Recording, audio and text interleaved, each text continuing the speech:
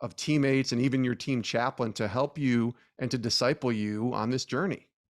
Yeah, it's been amazing. In terms of like, like you said, having that community, having people that you can lean on.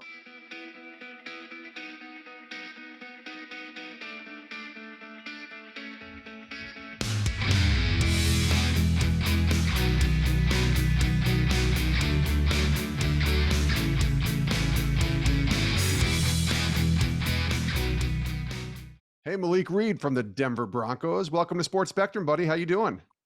I'm good, Jason, man. Thank you for having me on.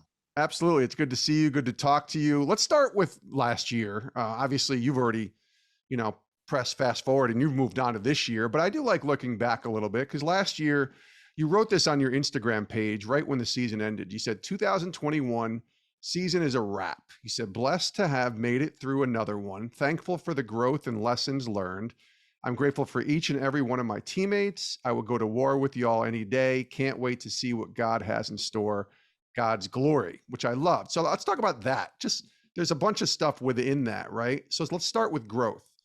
Take us through the growth that you went through going through last season. Yeah, man, it's going through any NFL season is different, terms, is different things that you have to deal with throughout the course of the year, whether it's, on the field or off the field. And so just another year on the field is just like you, from experience, like you could just continue to learn from those things, and whether it's mistakes or whether it's things that you do well out there on the field. So it's always, I feel like, a growth mindset is never, what I'm saying, that you get to a point or a destination where it's like, I'm all good, what I'm saying? There's nothing else that I can learn or, what I'm saying, get better at. It's always, it's the journey, what I'm saying? And every step of the way, always seeking to be better and to get something out of every opportunity that's presented. So I feel like that's a lot, that happens on the field and just like even off the field in terms of being in the NFL, family and dealing with things like that and having, personal issues and things going on.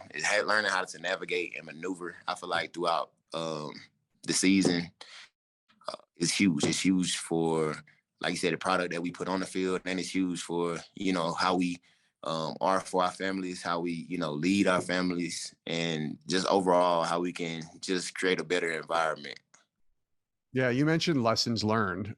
So let's talk about what the biggest lesson. Do you have one that you learned from last year that you can carry into this upcoming season here in 2022? Yeah, definitely. I feel like being proud of the moments, and what I'm saying, the right in the space of where I am, knowing that, I'm here for a reason and for a purpose, and that God has placed me here for a reason and a purpose. And, being proud of the point of where I have came from, what I'm saying, and where I am now, coming from a small city in Dothan, Alabama, to where, it's hard to get out of there. What I'm saying? A lot of guys you see, or have potential, what I'm saying, and you think are going to go beyond there. It's tough. It's tough sometimes to see them, still in that situation and, wanting better, for myself, wanting better for others as well, and showing others and being an example of, what I'm saying, you can do and be whatever you want to be. And I feel like you said, from that leading all the way up, to the season, I feel like I just had to take a moment, take a step back and be proud of where I am and, proud of the journey that God has had me on and all the things that I've learned every step of the way, and just continue to embrace that and grow in that. I feel like that's the biggest lesson that I learned, I feel like, last year. The Denver Broncos have made some serious moves in this offseason, specifically at quarterback, and one Russell Wilson. But how much excitement when you think about this team as you begin, what is it, year 4 for you? How much excitement are you having right now being around this team? And I know it's still early, obviously, and just getting to know everybody and kind of find your rhythms and your team kind of camaraderie. But how has it been, in terms of the excitement level for you to be a part of this team? Yeah, it's been fun. It's been a lot of energy, no doubt. And, you got to have energy. Like you said, when you get a high caliber player, like Russell, it's a lot of energy that comes into the building, a lot of buzz, about our team and things that's going on. And along with him, the new coaches coming in creates another, shot of energy, being young, energetic guys and guys that, want to be around each other, want to help each other grow and be better and create a great environment for us to thrive in as players. And that's been evident from the point that, they all have gotten here. And like I said, and we are excited to have, a player of, Russ's caliber that can go out and, get things done. Well, that whole AFC West, it feels like all four teams are going to be battling. I mean, you're always battling, but this year, particularly with the moves that Denver's made, with obviously the success and the moves that the other teams have made in the division, you got your work cut out for you this year, huh, Malik? Yeah, no doubt, man. We wouldn't want it any other way. I mean, to beat, I feel like this quote. Yeah, I know it sounds cliche, but to be the best, you have to beat the best. So Yeah. that's what you should want. You know what I'm saying? As a professional, as somebody who really takes your game and your craft seriously, just that competitive fire that you have. You want to play against the best and bring the best out of everybody. So I'm excited, you know what I'm saying, for the moves that's been made around our division and the level of play that's gonna come out of it. I feel like it's gonna raise everybody's play, and so I'm excited. Malik Reed is our guest here on Sports Spectrum from the Denver Broncos. Did Malik Reed always want to be a football player growing up? No, actually, when I was growing up, I was younger. I wanted to be a baseball player. I thought I was gonna go to the major leagues. To be honest, I didn't even like football when I was younger. I had an older brother, 2 years older. He played and kind of tag along thing. And once I got back into high school, my friends they played, and my brother played in high school, so I kind of got back into it and noticed I had a few skills out there on the field and began to take it seriously. And then I think it was my junior year. My junior year, because I played baseball and basketball too, so I stopped playing those and focused on football and put my all into that. And yeah, from that, I feel like that's when my love for the game, I feel like, started to grow. So I was a little bit of a late bloomer in terms of love and passion for the game, but it burns, every time I touch that field though. So, but yeah, I wanted to be a baseball player first. Who are your baseball heroes? Did you have a couple players when you were a kid that you idolized or were big fans of? Yeah, I was a fan of Chipper Jones. I was a big fan of Chipper Jones. Of course, Derek Jeter.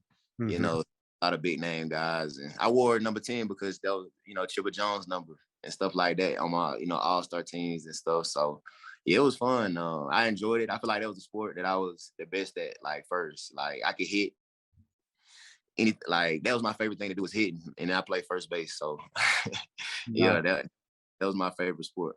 That's awesome. Was church and God and faith a part of your upbringing? Was that something that was instilled to you, still in you, basically from a young age? It was. I was from a family, especially my mom that was firm believer in her faith and things like that. We'll go to church every Sunday and, brought us up in the church, and it was good. I had I feel like a great church environment. I was fortunate to, grow up in a great church environment. So I definitely had, understanding and love for God. But I feel like once I went out to college, that's when I got the opportunity to develop my own personal relationship, with God. And I feel like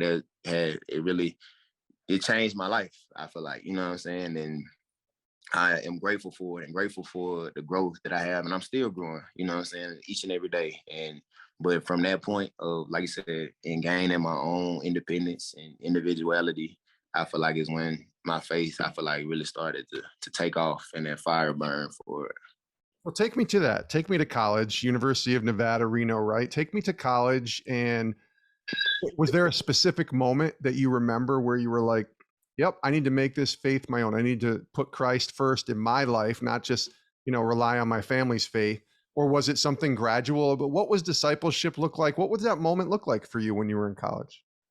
Yeah, I had FCA leader at Nevada, and his name was James Kitchen, and I think he did a great job of really mentoring young athletes, that had the passion for God and things like that. And I know words that stuck out to me the most, I feel like, was to honor God, every time you step on the field with everything that you do, what I'm saying, doing that as a gift to him, and the gifts that he gives us, we can worship him by how we use those to glorify him. And I feel like it really took off from there. I had an instance like I think even before that on the field where I feel like I had, this nasty like injury. It looked like I was, a little worried about it at first. And then I feel like, once I was off in the training room by myself, I feel like I had a direct, interaction, and God was speaking to me and some things that I was doing, things in my life that, wasn't right. And he was like, that's not you. That's not what you're supposed to be doing. And, from that point, like, I feel like, my fire and passion for God and learning more about, our relationship, learning more about God and what he means to me, I feel like is when that really started to take off. And so I was like I said, fortunate enough, again, blessed to have, like I said, FCA leader in James who, helped me, learn things like, tips on how to read the Bible and in the best way for me, you know what I'm saying? Because it's different for everybody, but it definitely helped. So how does that faith now, it's basically what changed after that, right? So you get to college and you start developing this relationship, but yet you're still a football player, and eventually you make it to the NFL. You took the hard route. Your route is not easy. Like a lot of guys, you were undrafted. You had to make the team and grind just as you continue to have to do today, right? What was that like kind of post college and having your faith help you along on this journey and developing and growing in your faith as you became a professional football player? Yeah, I feel like even more. I feel like you have to be, even more reliant, on God, even during this time. And I feel like the tests continue to come, you know what I'm saying, in whatever way that may be, whether it's, going undrafted or whether it's the mold that they, try to put you in with being undrafted. You know what I'm saying? It's tests that come, every step of the way. And I feel like, it's meant to be that way. Like, even going to college, like you're saying, wasn't the biggest recruit coming out of college. I feel like I was, at the bottom of the totem pole coming in, have to work your way back up. So it's nothing that, what I'm saying, I'm not used to or is unheard of. Like I said, I feel like, this was my journey. Like I had this written out for my life and for a reason. So, when I do have these opportunities now, it's like, okay, God has given me everything I need to to thrive and grow, you know what I'm saying, wherever he has placed me at, and that he has a purpose for me here. And I firmly believe that, each and every year, like from being undrafted, going through training camp and stuff like that, is like, okay, I'm going out here, I'm going, honor you, God, I trust you, you know what I'm saying? And I'm gonna put in the work and everything I can do, you know what I'm saying, to be successful and, to do well with what you have given me and, let you handle the rest, because it's all in his hands anyway. So, Yeah. like you said, that's it, and it's different tests. I feel like that come each year, but I feel like you learn from them. That doesn't make it they don't make it easier just because it's a different test, but I feel like you grow. Like the testing of your faith helps you grow stronger. You know what I'm saying? Each time. Yeah, and you were tested coming out of college. You were undrafted. It put you behind the eight ball, as they say. But not only did Denver give you a chance, by signing you, but you made the team in that rookie year, and you played in 15 games, and you became a contributor pretty quickly. Obviously, it's not easy, and there's so much going on behind the scenes to make it to that Sunday when we all see you on TV wearing that uniform. But what do you remember specifically about your first NFL game? I love asking that question. What comes to mind from that first game that you played? And I would say preseason is similar, but maybe that first real NFL game, the one that counted. Yeah, I'm getting chills about it now because I remember it like it was yesterday. It was we was in the Raiders Stadium. They was in Oakland, so it was in the baseball stadium and stuff like that. It was Monday night. Crowd was rocking. They had the stadium loaded out because I guess they they hate the Broncos or whatever, so they packed it out.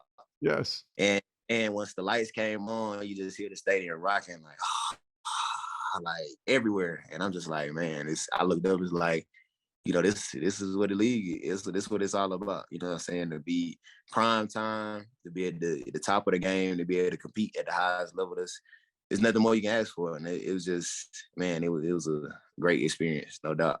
Yeah, it's the moment every person dreams about, right? It's the moment every player dreams about. And then you get to the NFL and it's like, oh, this is this is different, right? This is a bigger deal.